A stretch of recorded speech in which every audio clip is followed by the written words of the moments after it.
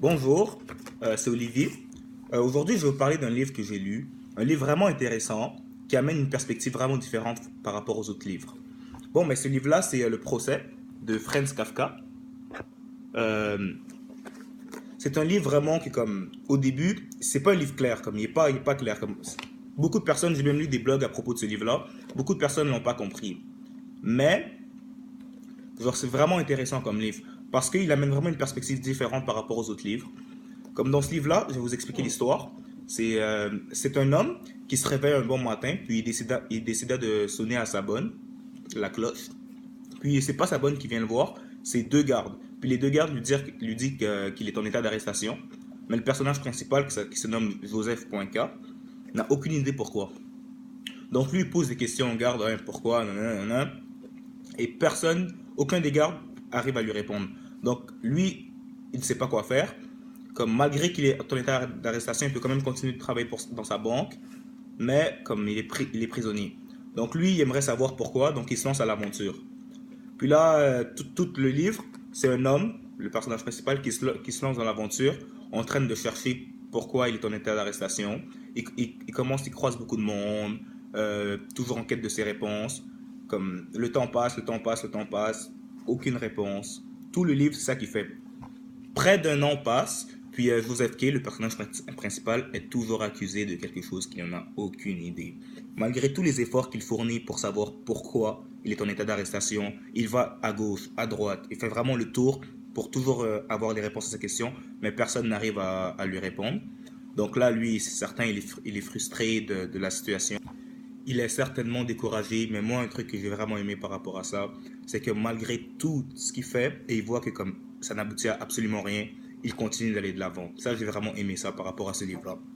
Et si je me permets de revenir sur ce que je disais tout à l'heure, par rapport au fait que le livre n'est pas tout à fait clair, c'est que, genre, quand on lit le livre au début, dès que ça commence, le personnage, il se réveille, puis lui, dans sa tête, il sonne à sa bonne. Mais c'est deux gardes qui viennent pour lui dire qu'il est en état d'arrestation.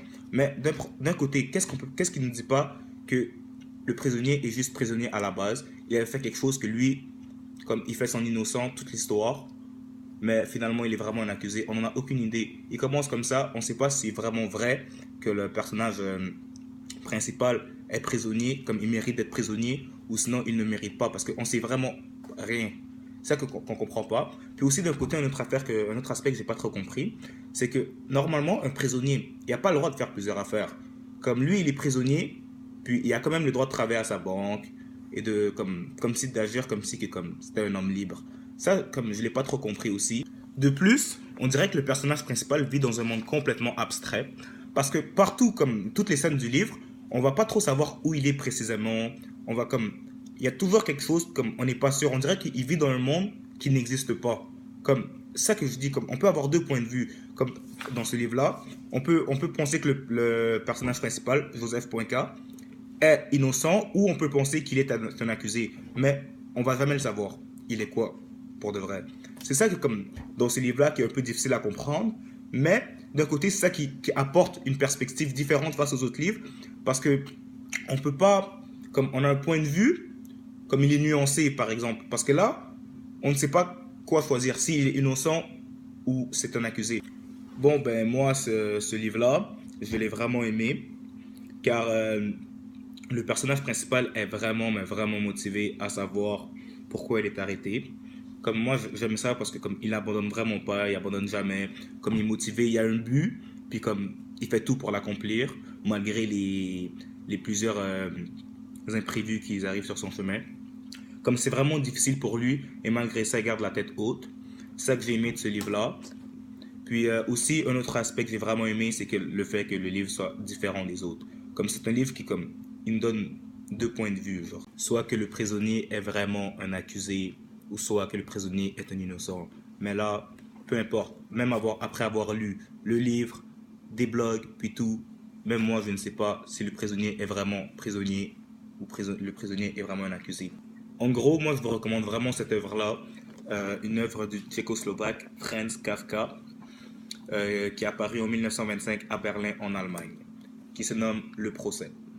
Puis ça vaut vraiment la peine de le lire parce que c'est pas une lecture trop longue.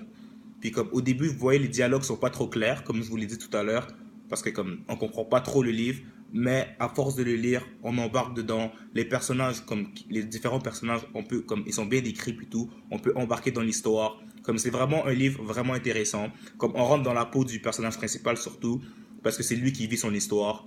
Mais comme moi, je vous le conseille vraiment ce livre-là. Bon, ben merci beaucoup de m'avoir écouté. J'espère que vous avez aimé mon appréciation du livre. Puis aussi, j'espère vraiment que vous allez lire ce livre-là, car c'est un livre très très intéressant. Merci beaucoup.